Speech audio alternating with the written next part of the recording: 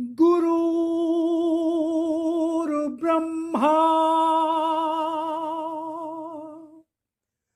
गुरुर्विष्णु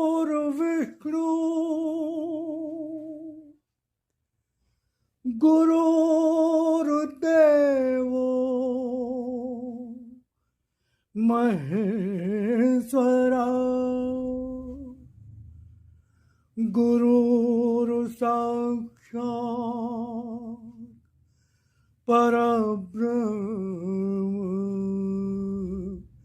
तस्मै श्री गुरुवे नमः।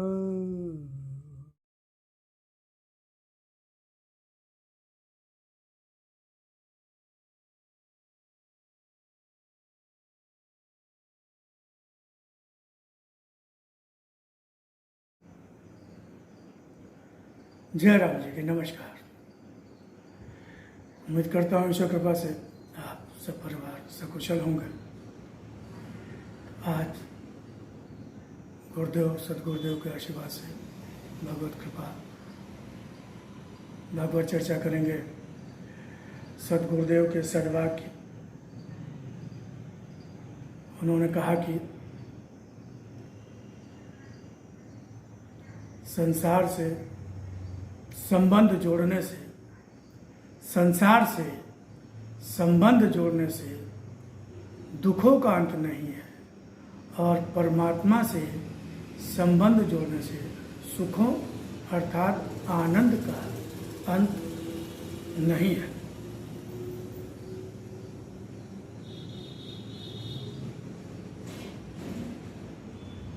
अब देखिए, जिसका जो स्वभाव, जिसका जो नेचर, जिसकी जो प्रकृति, अगर आप उससे जुड़ोगे तो जो उसका स्वभाव होगा, उसकी प्रकृति होगी, या जिसके पास जो होगा वही आपको भी मिलेगा। संसार जैसा कि मानते हैं कि नहीं मानते वो एक अलग बात है। कौन कितना मानता है, किस मात्रा में मानता है, अलग बात है, अभ्यास की बात है। लेकिन ये तो सभी जानते हैं कि संसार अनित्य है। संसार अनित्य है,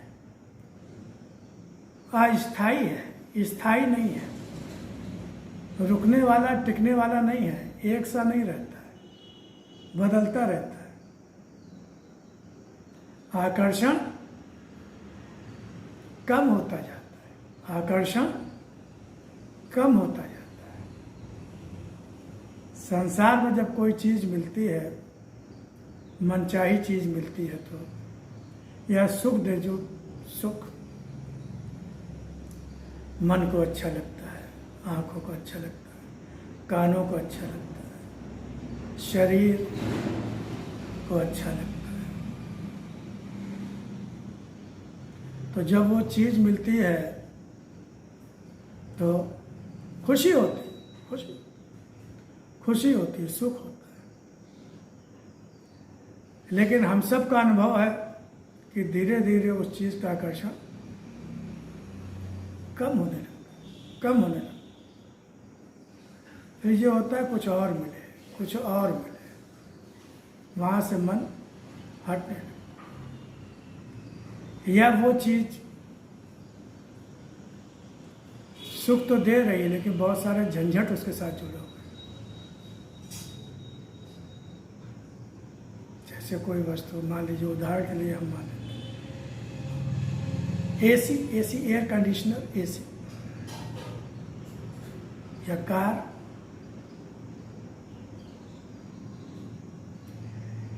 या कोई नया संबंध भी होता है, शादी भी हमारे।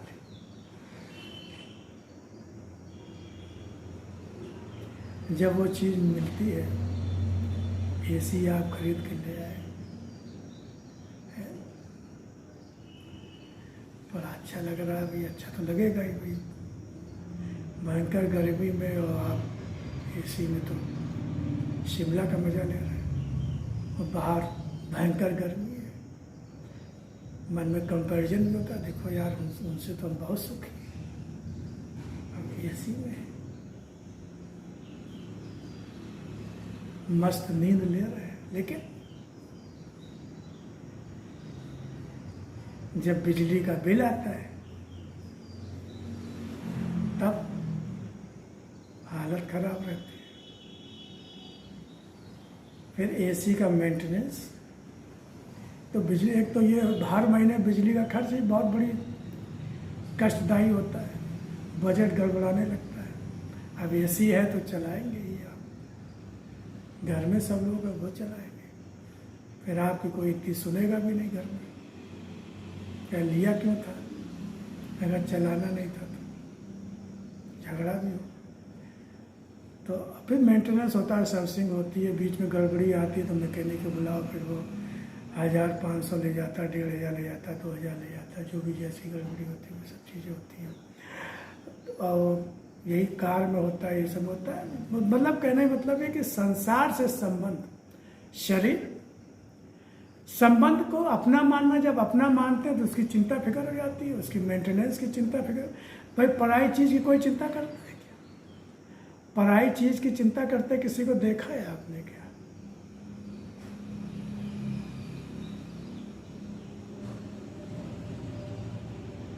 एक साहब को सूचना मिली कि आपके मकान में आग लग गई है।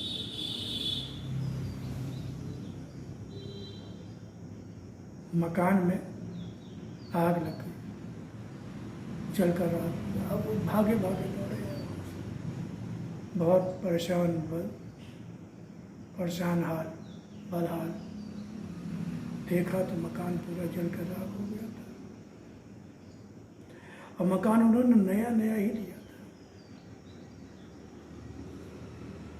कुछ ही समय बाद, यहाँ तक कि उनको पूरी तरह से पता भी था, फॉर्मेलिटी सब पूरी हो गई, वो मकान उनके नाम हो गया था कि नहीं हो गया था, असमंजस में थे कि मकान। तो उनको ध्यान आया कि अरे, तुरंत उन्होंने वकील साहब को फ़ोन लगाया, अरे वो मकान क्या मेरे नाम हो गया क्या? कि नहीं, अभी नहीं हुआ है, वो अभी बस लास्ट स्टेज पे है, अभी आपके नाम नहीं हुआ। क्या हमारा नाम नहीं हुआ है? कि नहीं, अभी आपका नाम नहीं हुआ। खुश हो गए।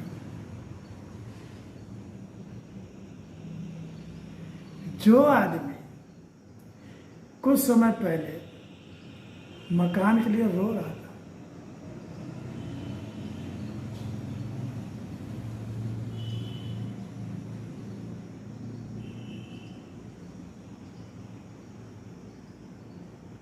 या इसका उल्टा समझ लो कि दूसरे के नाम होना था, वो मकान बेच रहे थे, दूसरे नाम होना, उसके नाम वो हो गया,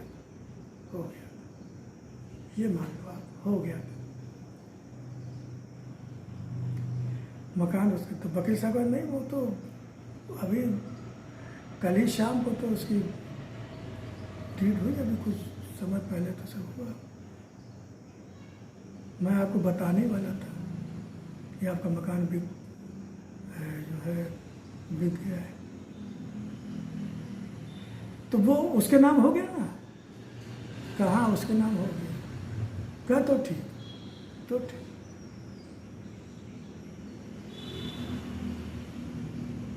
रो रहे थे कि वो मकान उन्हीं के नाम है, वो उनका अपना नुकसान है। लेकिन जब पता चला कि नहीं, वो मकान दूसरे के नाम हो चुका है, तो उनका खुशी से वो झूम उठे खुश हो गए। अरे चल, मेरा नुकसान। ये मतलब क्या है? जब तक वो चीज आपकी अपनी थी तब तक आपको चिंता थी। जब वो आपकी अपनी नहीं रही, आपने किसी को दे दिया, तो फिर उसका नफा नुकसान से, अब नुकसान से तो कम से कम, नुकसान से ही आदमी घबराता, नुकसान आपका नहीं। ऐसे ही जब तक इस संसार को, शरीर को, शारीरिक संबंधों को, रिश्ते नातों को, जितनी भी संपत्ति हमें मिली है, रुपया पैसा, शरीर की ताकत, शरीर की शक्ति, शरीर की जो बौद्धिक क्षमता है, अपना मानेंगे, अपनी प्रॉपर्टी मानेंगे, अपने को इसका मालिक मानेंगे, तब तक आपके दुख को कोई दूर नहीं कर सकता। कोई भी दूर कर ही नहीं सकता। आप सुखी हो ही नहीं सकते।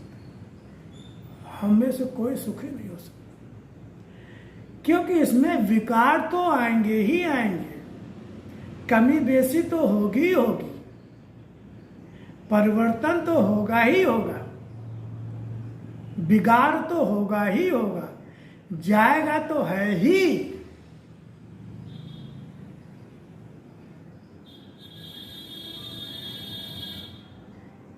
इसको कोई नहीं रोक सकता।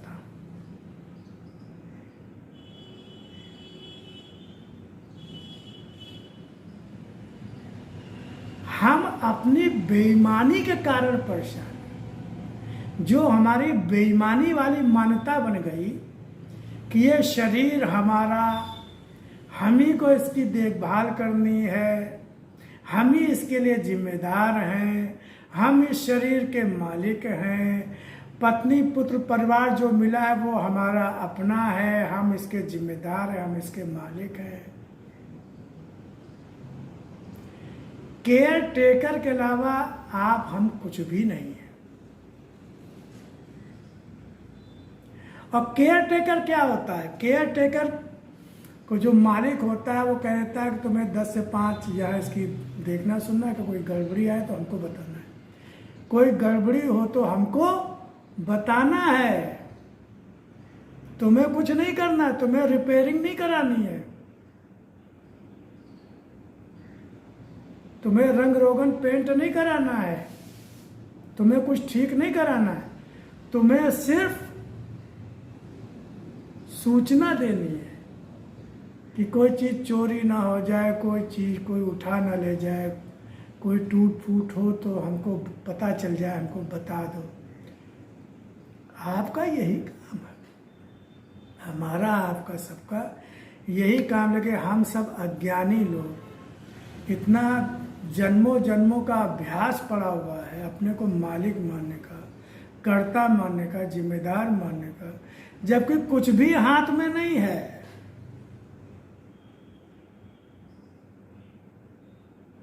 हमको ही पढ़ाना लिखाना है। अरे भैया, पढ़ाना लिखाना वो उसके भाग में होगा, उसके बुद्धि लगेगी, उसको तो पढ़ेगा ना। आपका काम तो सिर्फ एडमिशन करा देना है। जितना जिस हिसाब से पैसा भगवान ने आपको दिया हो उस हिसाब से उसका एडमिशन करा दो, किताबें ला दो भाई, अपना स्कूल छोड़ा, उसकी ज़्यादा कुछ और ट्यूशन लगवा दो। अब वो पास होगा कि फेल होगा कि नौकरी मिलेगी कि, भाई ये काहे आप सरदर्द खोपड़िया पे लादे घूम रहे। वो अपना भाग्य लेके आया, अपने कर्मों के अनुसार जीवन उसने पाया है।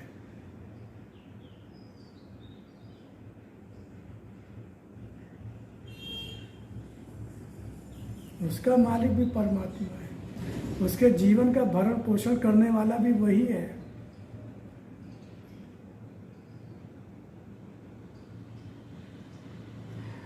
तो काम करने की मनाही नहीं है, आपको अपना कर्तव्य करना है, भगवान को सौंपते हुए, भगवान के चरणों में अर्पण करते।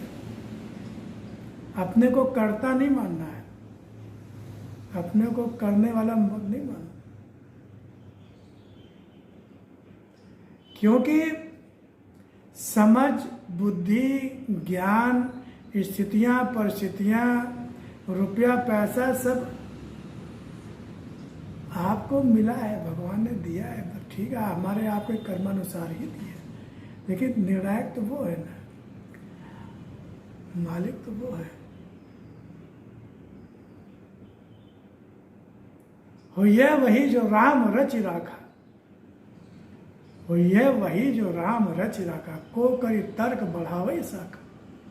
अब तर्क वितर्क करके शाखा यानी कि बहसबाजी, कटुता, संघर्ष, पीड़ा क्यों बढ़ाना?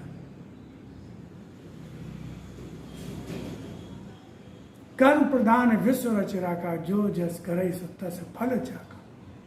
कर्म प्रधान, कर्म करो, कर्म करो, जैसी समझ बुद्धि है कर्म करो। फल पे कर्मणे वाधिकार अस्ते माँ फले सुखदर्शन है। कर्मणे वाधिकार अस्ते माँ फले, कर्म पर अधिकार है, फल पर नहीं है, फल पर नहीं है, फल पर। हम आग्रह करें तो नहीं, ऐसा होना ही चाहिए, फायदा होना ही चाहिए, लाभ होना ही चाहिए।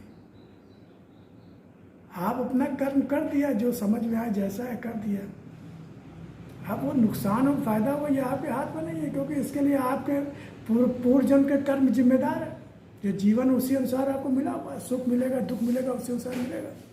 अगर आप अर्थाभाव लेके आए हैं अपने कर्मानुसार, तो आप कुछ भी कर लो, सर के बल खड़े हो जाए, कुछ भी कर लो, आपका अर्थाभाव बना ही रहेगा, क्योंकि आप कर्म ऐसे करके आए हैं, पैसा लाए नहीं आप।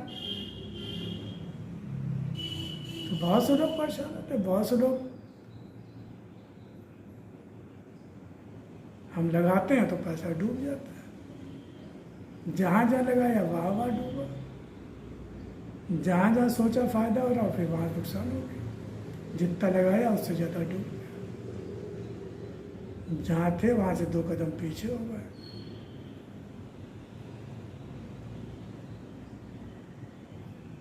क्या करोगे? नहीं है तो नहीं। और भगवान ने कहा ज़्यादा दिमाग मत लगाओ, ज़्यादा बुद्धि मत लगाओ, ज़्यादा सोचो मत।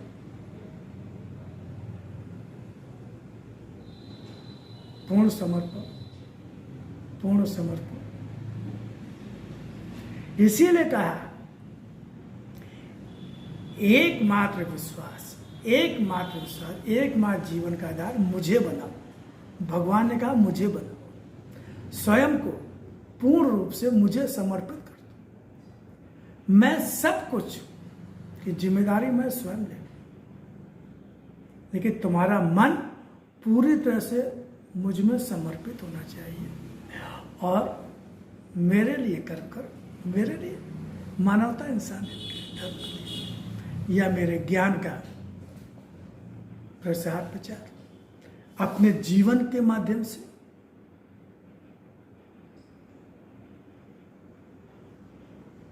कर्मों के माध्यम से, और जो ज्ञान वाणी है, तो अगर अवसर मिलता है तो मेरा ज्ञान बताइए, मेरे बारे में कैसा हूँ, क्या चाहता हूँ, जीवन क्या है, जीवन का विधान क्या है, जीवन कैसे जीना चाहिए, किस तरह जीना चाहिए।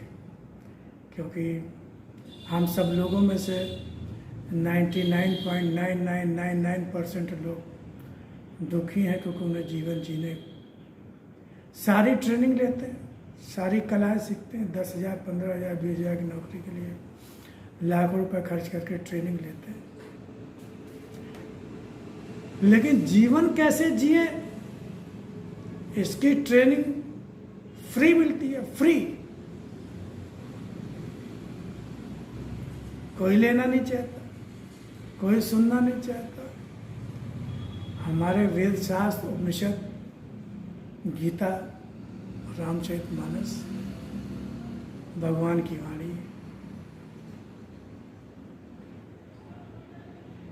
बार बार बताया जा रहा है, बार बार बताया जा रहा है कि जीवन कैसे जिए, स्थितियों परिस्थितियों को किस रूप में ले, कैसी मानसिक स्थिति होनी चाहिए, संसार का वास्तविक रूप क्या है, परमात्मा भगवान का वास्तविक हम क्या है, हम कौन है, ये शरीर क्या है, जीवन किस लिए मिला, जीवन कैसे जिए, कहाँ फुर्सत कहाँ है। बुढ़ापे में देखा जाएगा, पूरी जिंदगी बर्बाद कर दी, फिर बुढ़ापे में क्या देखोगे। जब पूरी जिंदगी बर्बाद ही हो गई, नष्ट ही हो गई, तो बुढ़ापे में ज्ञान हो भी गया तो कुछ बदल थोड़ी पाओगे, कुछ बदल पाओगे क्या। और जब पूरी जिंदगी तुमने संसार संसार ही रटा है तो बुढ़ापे में कहाँ भगवान की शरण हो पाओगे? ना शरीर काम करेगा, ना बुद्धि काम करेगी, ना आंखें काम करेगी, ना कान काम करेगा, ना कुछ काम नहीं करेगा। शरीर जीना ही बहुत बड़ी मुसीबत हो जाएगा। तो भगवान क्या है?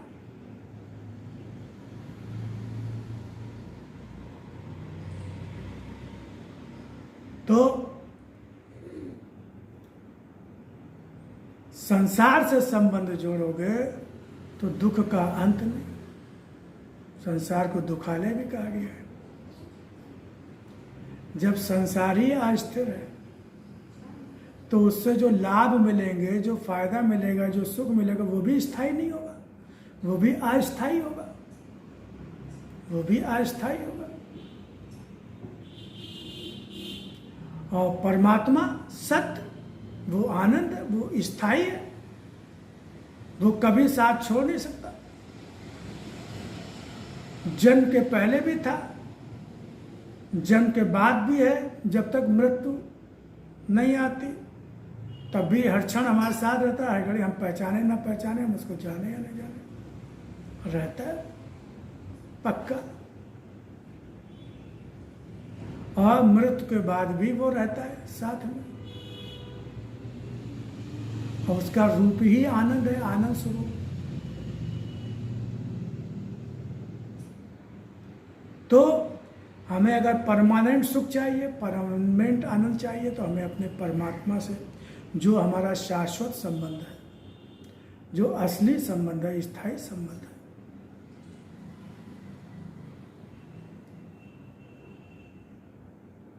उससे अपने को जोड़ना पड़ेगा।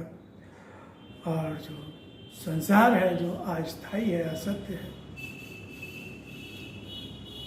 वो हमको सिर्फ उपयोग के लिए मिला, सदुपयोग के लिए मिला है, सेवा के लिए मिला है। उसको अपना नहीं मानना, वो तो भगवान का है। संसार रूप में भगवान है, संसार भगवान का है, उसका मालिक भगवान है, संसार का मालिक भगवान है। संसार और तुम्हारा हमारा भी मालिक भगवान है।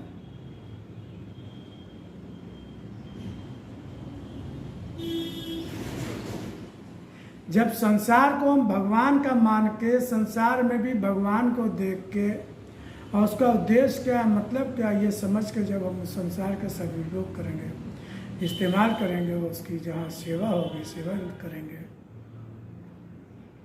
और एक सीमित मात्रा में हम उसका स्वयं के लिए भी उपयोग करेंगे, सीमित मात्रा में जितनी जरूरी है।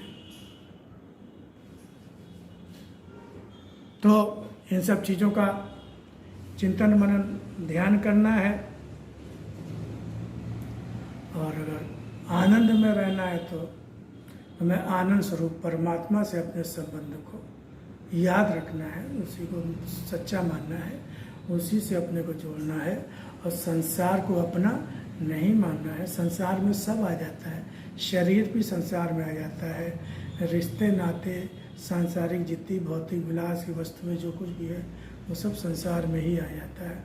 वो सब परमात्मा के लिए है, वो सदुपयोग के लिए है, सेवा के लिए है, परमात्मा का। उसको परमात्मा को ही अर्पण करो, उसकी देखभाल भी परमात्मा छोड़ कर आप, परमात्मा ही उसकी देखभाल करेगा। जब तक जो चीज़ रहनी रहेगी वो सब समझेगा। फिर आपसे भगवत चर्चा है तो उपस्थित होंगे तब करिए। जय राम जी की सदगुरुदेव प्रभु कृपा दया।